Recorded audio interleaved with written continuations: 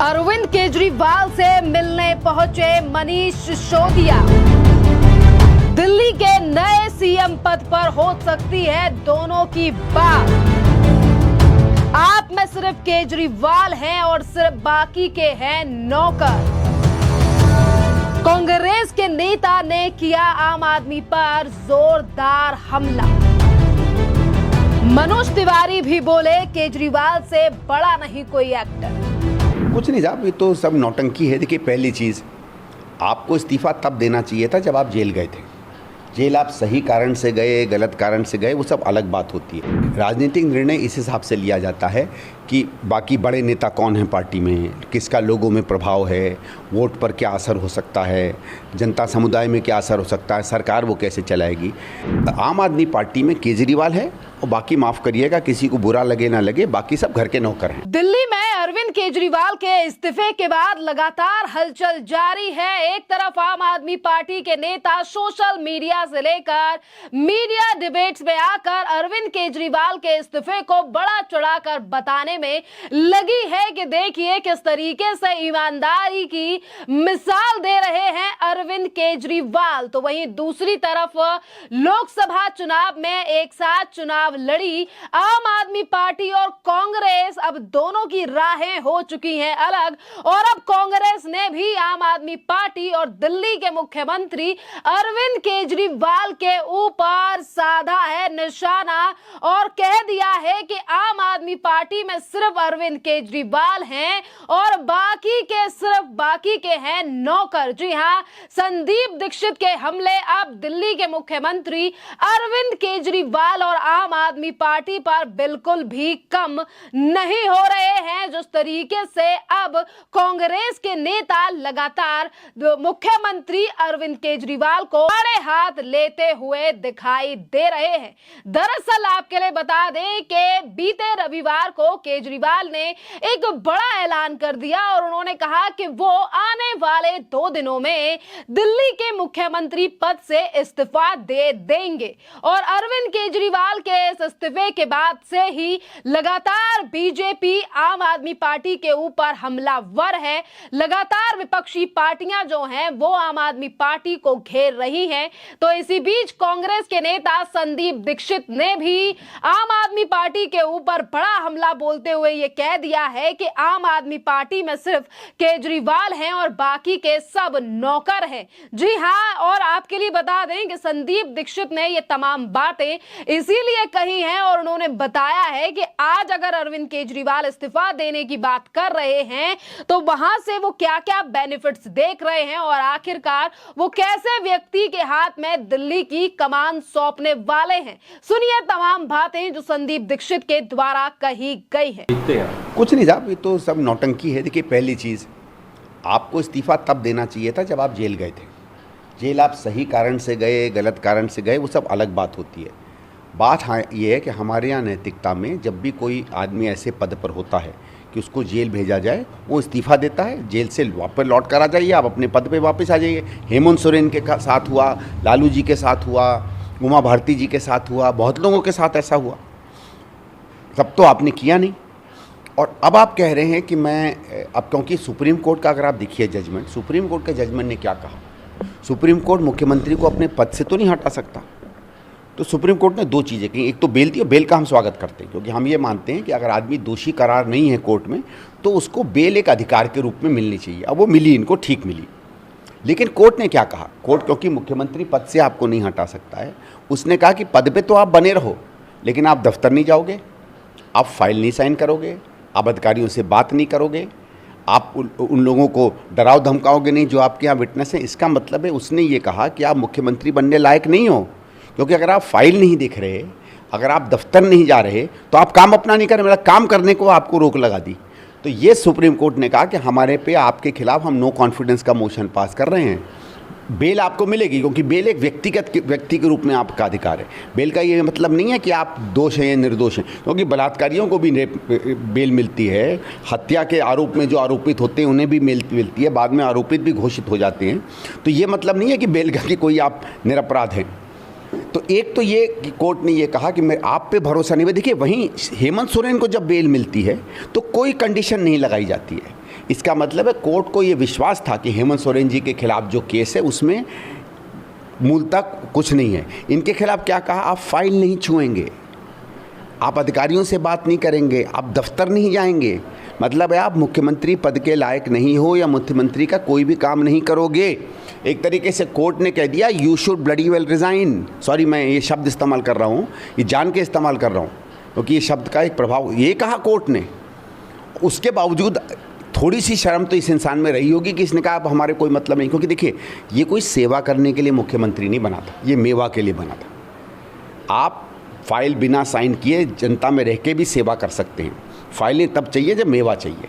इसलिए मुझे मालूम था कि ये इस्तीफा देंगे और इस समय कुछ पॉलिटिकली इनको सूट भी करता है। राजनीति पे क्या असर देखते हैं, दिल्ली की राजनीति पे? हालिया हरियाणा के अंदर आम आदमी पार्टी भी चुनाव लड़ रही है, प्रचार करने जाहिर तौर पे जो है अरविंद केजरीवाल जाएंगे, किस तरीके से देखते हैं? नहीं, हरियाणा में तो ये जाएंगे ही भाई। वो तो एक होता ना, किसी भी एग्रीमेंट में कुछ प्रत्यक्ष होता है कुछ अप्रत्यक्ष होता है।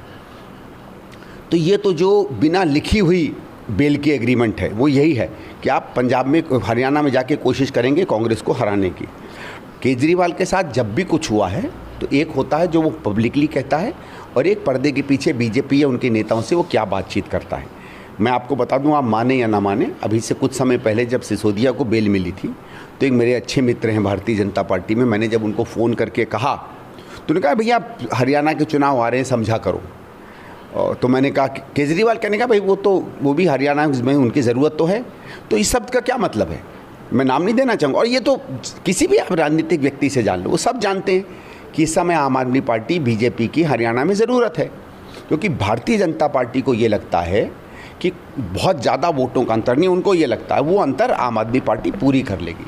लेकिन ये बेचारे ये चीज़ नहीं जानते हैं कि जिन सीटों पे हम जीत रहे हैं, और मेरे हिसाब से 65-70 पे तो इस समय हम बहुत आगे चल रहे हैं, इतना बड़ा अंतर है कि 10 केजरीवाल भी उतर जाएं फील्ड में तो फ़र्क नहीं पड़ेगा।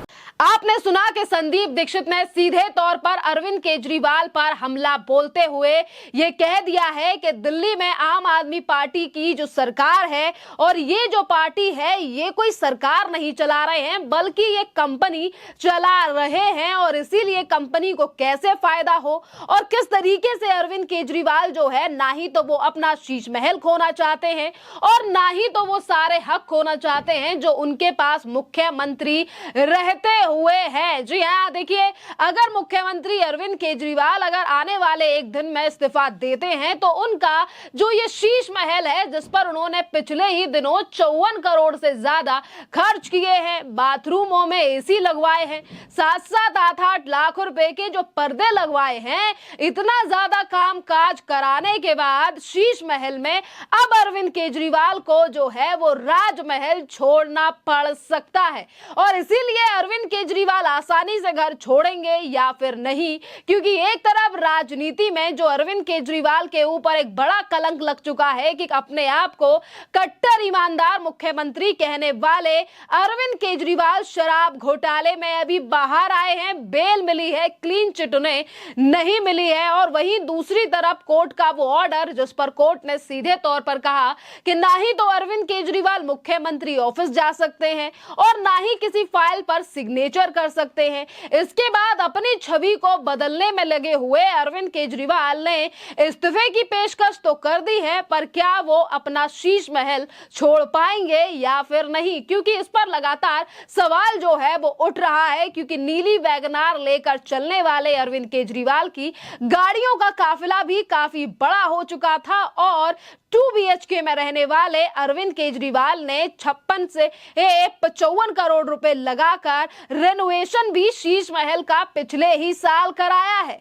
और अब यही शीश महल जो है वो छोड़ना पड़ेगा मुख्यमंत्री अरविंद केजरीवाल को आने वाले एक दिन के बाद। और यहाँ पर नजरें ये भी टिकी हुई हैं सबकी कि आखिरकार अब कौन होगा अगला दिल्ली का सूबेदार यानी कि मुख्यमंत्री। अगर इस्तीफा दे देते हैं अरविंद केजरीवाल, जैसा कि उन्होंने इस्तीफा देने की बात पहले ही यानी कि बीते रविवार को कह दी है, एक तरफ तो देखिए लगा लगातार हमला किया जा रहा है कांग्रेस की तरफ से, तो वहीं दूसरी तरफ भारतीय जनता पार्टी के सांसद मनोज तिवारी का भी अरविंद केजरीवाल पर एक बड़ा बयान सामने आया है और उन्होंने सीधे तौर पर कहा है कि अरविंद केजरीवाल से ने जो इस्तीफा देने की बात कही है, इससे जो दिल्ली का नुकसान हुआ है उसकी भी भरपाई नहीं होने वाली है। और इतिहास में मैंने ऐसा मुख्यमंत्री नहीं देखा जो कि कोर्ट उसकी जबरदस्ती कुर्सी से हटाया गया हो। और इसी के साथ उन्होंने कहा है कि मैं काफी दिनों से फिल्म इंडस्ट्री में हूं, पर मैंने अरविंद केजरीवाल से बड़ा कोई एक्टर नहीं देखा है। सुनिए और क्या क्या कह रहे हैं मनोज तिवारी अरविंद केजरीवाल को लेकर। देखिए, इस देश में किसी मुख्यमंत्री का ऐसा इतिहास नहीं दिखेगा आपको कि उस मुख्यमंत्री को जबरदस्ती कोर्ट, जैसे होता है ना कि डंडे से रगड़ के कुर्सी से हटाई हो। इस देश में संविधान का राज है, कानून का राज है, और संविधान कहता है कि अगर मुख्यमंत्री जेल जाते हैं तो मुख्यमंत्री को इस्तीफा दे देना चाहिए, उन्हीं की पार्टी का कोई दूसरा मुख्यमंत्री बन जाता है ताकि प्रदेश चलता रहे। लेकिन अरविंद केजरीवाल जी के मामले में दिखता है कि उनका अपना ईगो बड़ा है, दिल्ली की समस्या या दिल्ली का दर्द उनके लिए बड़ा नहीं है। तो अभी जो नुकसान कर दिया है अरविंद केजरीवाल ने दिल्ली का, वो किसी इस्तीफे से पूरा नहीं होगा। अब चूंकि कोर्ट ने इस बार जब बेल दिया, पहले तो बेल नहीं दे रही थी कोर्ट, फिर भी ये कहते हैं कि मैं बेदाग हूं, मेरे ऊपर कोई दाग नहीं है। अरे भाई, देश में कोर्ट से बढ़ के तो कुछ नहीं है। पीछे चुनाव में आपको 20 दिन का बेल भी मिला तो भी आपको कंडीशनल मिला था। अब किसी से बात नहीं कर सकते, जितना कंडीशन है उसको देख करके किसी मुख्यमंत्री पद पे बैठा हुआ व्यक्ति शर्म से गड़ जाए। इनको तो शर्म आती नहीं। अब इस बार जब बेल दिया इतना दिन बाद, तो चीफ मिनिस्टर पद से एक प्रकार से सस्पेंड हैं ये। आप फाइल साइन नहीं कर सकते, आप ऑफिस नहीं जा सकते सीएम के, तो फिर काहे का मुख्यमंत्री।